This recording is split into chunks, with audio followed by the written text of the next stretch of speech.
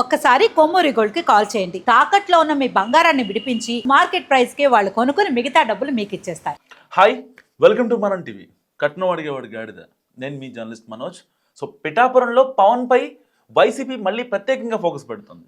గతంలో 2024 ఎలక్షన్స్కి ముందు పిఠాపురంలో ఎలాగైనా సరే పవన్ని ఓడించాలని వైసీపీ అధినాయకత్వం చేయని ప్రయత్నాలంటూ లేవు. ఎలాగైనా సరే అసెంబ్లీ గేటు తాకనివ్వము అని చెప్పి బహిరంగ సవాళ్లు చేసినటువంటి ఎంపీ మిథున్ రెడ్డి కావచ్చు, ఇంకా వైవి సుబ్బారెడ్డి కావచ్చు, సో కాకాని గోవర్ధన్ రెడ్డి కావచ్చు, గుడివాడ అమర్నాథ్ కావచ్చు. సో వీళ్ళంతా అసెంబ్లీకి వెళ్ళలేని పరిస్థితి, ఇంకా పార్టీ అంతా పరువు పోయినటువంటి పరిస్థితిలో ఇప్పుడు ముద్రగడ పద్మనాభరెడ్డిని లైవ్లోకి తీసుకున్నారు ఆ పార్టీ అధినాయకత్వం. సో ఎట్టి పరిస్థితుల్లో పవన్కి ఫుల్ స్టాప్ పెట్టాలి అంటే అంత ఫేమ్ ఉన్న నాయకుడిని, అంత నిజాయితీ పరుణ్ణి ఒక రకంగా కొంచెం ఇరుకును పెట్టాలి సామాజిక వర్గ పరంగా అని చూసుకుంటే ఎవరా అని సెర్చ్ చేస్తే వైసీపీ లిస్టులో ఉన్న సీనియర్ నేత మాజీ ఎమ్మెల్యే ముద్రగడ పద్మనాభరెడ్డి. సో ఇతను సుపరిచితుడు అందరికీ, ఎందుకంటే పిఠాపురం నుంచి ఆయన గతంలో పోటీ చేసి ఓడిపోయారు. సో ఆ కసి ఇంకా సేమ్ సామాజిక వర్గం, కాపు సామాజిక వర్గానికి చెందిన నేత కావడంతో ఇప్పుడు అతనే కరెక్ట్ ప్లాన్ అని చెప్పి వైసీపీ అనుకుంటోంది. అండ్ ఇప్పటికే అక్కడ ఎగ్జిస్టింగ్గా ఇన్ఛార్జిగా ఉన్న పిఠాపురానికి వంగా గీత, ఎవరైతే మాజీ ఎంపీ, ఇంతకుముందు ఆవిడ వైసీపీ నుంచి ఎంపీగా పనిచేశారు. సో దాని తర్వాత పిఠాపురం నుంచి ఆవిడ ఎమ్మెల్యేగా పోటీ చేశారు. పవన్ చేతిలో దారుణంగా ఓడిపోయారు. సో దాని తర్వాత పరిస్థితులు మారిపోయాయి. పవన్ కళ్యాణ్ పిఠాపురాన్ని ప్రత్యేకంగా ఫోకస్ పెడుతున్నారు. ఇలాంటి నేపథ్యంలో నెక్స్ట్ 2029 ఎలక్షన్స్కి ఎలాగైనా సరే పిఠాపురం నుంచి పవన్ని గెలిపించకూడదు, సో ఎట్టి పరిస్థితుల్లో గడ్డి కాలం ఎదురవ్వాలని చెప్పి వైసీపీ చాలా వ్యూహాలు పన్నుతోంది. సో ఇలాంటి నేపథ్యంలో వైసీపీ నుంచి మాజీ ముద్రగడ పద్మనాభం అలియాస్ పద్మనాభ రెడ్డి, సో అన్న అడుగేస్తే మాస్ అన్నట్టుగా ఆయన ఏం చేసినా ఏం మాట్లాడినా పొలిటికల్ సంచలనం అవుతూనే ఉంటుంది ఎప్పటి నుంచో. సో డిప్యూటీ సీఎం పవన్ కళ్యాణ్ని గత ఎన్నికల్లో పిఠాపురంలో ఓడిస్తానని శపథం చేసి మరీ షాక్ తిన్నారు పద్మనాభరెడ్డి. చివరికి మరో చాయిస్ లేకుండా అన్న మాట ప్రకారం తన పేరుని పద్మనాభ రెడ్డిగా మార్చుకున్నారు. యాక్చువల్గా ఈయన కాపు సామాజిక వర్గానికి చెందిన నేత. సో నేను రెడ్డిగా మార్చుకుంటానని చెప్పి, ఒకవేళ నేను కనుక ఓడిపోతే అని చెప్పి ఆయన పద్మనాభరెడ్డిగా మార్చేసుకున్నారు. సరే, జరిగింది ఏదో జరిగిపోయింది. మరి ఈసారి మరింత పకడ్బందీగా ప్లాన్ చేద్దాం.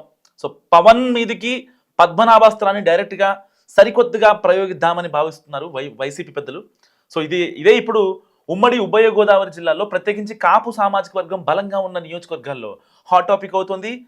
గత ఎన్నికల్లో పవన్ని ఓడిస్తానని శపథం చేసిన ముద్రగడ ప్రత్యక్షంగా పోటీ చేయలేదు. సో ఈసారి అలా కాకుండా ఆయన్ని పిఠాపురం వైసీపీ ఇన్ఛార్జ్ ముందే ప్రకటించి డైరెక్ట్గా ఢీకొట్టించేందుకు వైసీపీ ప్రణాళికలు సిద్ధం చేస్తోంది. గత అసెంబ్లీ ఎన్నికలకు ముందు వైసీపీ కండువా కప్పుకున్నారు ముద్రగడ పద్మనాభం. సో అంతకుముందు 2009 ఎన్నికల్లో చివరిసారి పిఠాపురం నుంచి పోటీ చేసి ఓడిపోయారన్న. ఆ తర్వాత ప్రత్యక్ష రాజకీయాలకు దూరంగా ఉన్నారు ముద్రగడ. సో ఏదన్నా చిన్న చితగా కొన్ని విషయాలపైన స్పందిస్తున్నారు అంతే.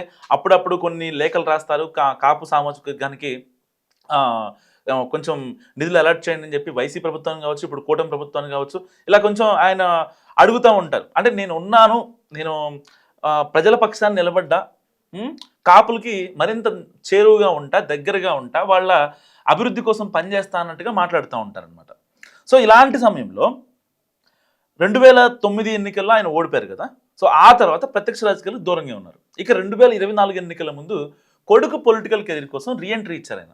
ఇక ఎన్నికల తర్వాత పద్మనాభం కుమారుడు గిరిబాబుకు వైసీపీ ప్రతిపాడు బాధ్యతలు అప్పగించారు. ఆ వ్యవహారాలు నడుస్తుండగానే పద్మనాభరెడ్డి పిఠాపురం ఇన్ఛార్జ్ ప్రకటించే అవకాశం ఉందన్న వార్తలు కలకలం రేపాయి. So deputy CM Pawan Kalyan ప్రాతినిధ్యం వహిస్తున్న పిఠాపురం వైసీపీ కోఆర్డినేటర్గా ప్రస్తుతం మాజీ ఎంపీ వంగా గీత ఉన్నారు. సో మనకందరూ తెలిసిన విషయం. అయితే మారుతున్న పరిణామాలు ప్రాధాన్యతలతో అక్కడ ఆమె కరెక్ట్ కాదని భావిస్తుంది ఫ్యాన్ పార్టీ పెద్దలు. ఎందుకే పార్టీ పిఠాపురం బాధ్యతలు ముద్రగడ ఫ్యామిలీకి అప్పగిస్తే ఎలా ఉంటుందని ఆరా తీస్తున్నారట. సో కాపు కమ్యూనిటీ ఎక్కువగా ఉన్న ఆ కాన్స్టిట్యున్సీలో కులంలో అత్యంత సీనియర్ అయిన ముద్రగడ లాంటి నాయకుడు డైరెక్ట్గా పార్టీకి సారథ్యం వహిస్తే ఆ ప్రభావం వేరుగా ఉంటుందని లెక్కలేస్తున్నారు.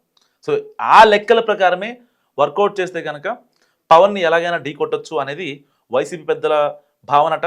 సో ప్రస్తుతం ఇన్ఛార్జిగా ఉన్న వంగా గీత పూర్తి స్థాయిలో పనిచేస్తున్నప్పటికీ గతంలో ఆమె పీఆర్పీలో ఉండటం, వ్యక్తిగతంగా సాఫ్ట్ పర్సన్ కావడం లాంటివి లోకల్గా పార్టీకి నెగిటివ్ అవుతున్నాయనే భావన ఉంది. సో అలాగే కాపులు ఎక్కువగా ఉన్న సెగ్మెంట్లో అదే సామాజిక వర్గానికి చెందిన పవన్ లాంటి పర్సనాలిటీని ఢీకొట్టాలంటే టఫ్ ఫైట్ ఇచ్చే ఒక నేత కావాలి కానీ సాఫ్ట్గా ఉండేవాళ్ళు పనికిరానన్న వాదన కూడా వైసీపీ వర్గాల్లో ఉంది. సో పవన్తో డి అంటే డి అన్నట్టుగా ఉంటేనే మంచి కిక్ వస్తుందని, లోకల్ టీడీపీ నాయకుడు వర్మ అలా చేయడం వల్లే ఇక్కడ ప్రతిపక్షం కంటే ఆయనే ఎక్కువగా ఎస్టాబ్లిష్ అవుతుందన్న అభిప్రాయం సైతం ఉంది వైసీపీలో. సో ఆ వ్యాక్యూమ్ని, ఆ స్పేస్ని ఫిల్ చేయాలంటే ముద్రగడ కరెక్ట్ అన్న అభిప్రాయం వస్తుంది. సో మాజీ మంత్రి గుడివాడ అమర్నాథ్ ఇటీవల ముద్రగడను కలిశారు. ఆ సమావేశంలో ఈ అంశం కూడా ప్రస్తావనకు వచ్చినట్టు కూడా చెప్పుకుంటున్నారు. అదే సమయంలో వంగా గీతకు పార్టీ పిఎస్సిలో అవకాశం ఇచ్చారు. సో తనను తప్పించారని ఆమె హట్ అవ్వకుండా ప్లాన్ ప్రకారం ముందే అలా సెట్ చేశారన్నది పార్టీలోని internal talk. So Padmanabham Pithapuram నియోజకవర్గానికి దూరమై దశాబ్దాలు కావడంతో ముందే నిర్ణయం తీసుకుని ఫుల్ రీఛార్జ్ మోడ్లోకి తీసుకురావాలన్నది సో ఫ్యాన్ పార్టీ పెద్దల ఆలోచనట. అలా చేస్తే కాపు కమ్యూనిటీలో కూడా పట్టు తగ్గకుండా ఉంటుందన్నది జగన్మోహన్ రెడ్డి గారి లెక్క. అయితే ఈ లెక్కలన్నీ పార్టీ హైకమాండ్ పరంగా వేసుకుంటున్నవే కానీ దీనికి మరి ముద్రగడ కొట్టారా లేక ఉహు అన్నారా అన్నది ఇంకా అర్థం కాని విషయం. సో ఏదేమైనప్పటికీ అటు అనుచరులు కూడా పిఠాపురం విషయంలో పెద్ద ఆయన కంఫర్ట్గానే ఉన్నారా అన్న చర్చ జరుగుతుంది. సో మొత్తం మీద ఈసారి పవన్ను ఢీ కొట్టడానికి వైసీపీ అధిష్టానం పెద్ద స్కెచ్ వేస్తుంది. మరి ఎంతవరకు వర్కౌట్ అవుతుంది, మరి పవన్ లాంటి పర్సనాలిటీని నిజంగా ఢీ కొట్టగలరా పద్మనాభ రెడ్డి వర్సెస్ కాపు ఏమనుకుంటున్నారు మస్తు కామెంట్ చేయండి. చూస్తున్నాండి మనం టీవీ.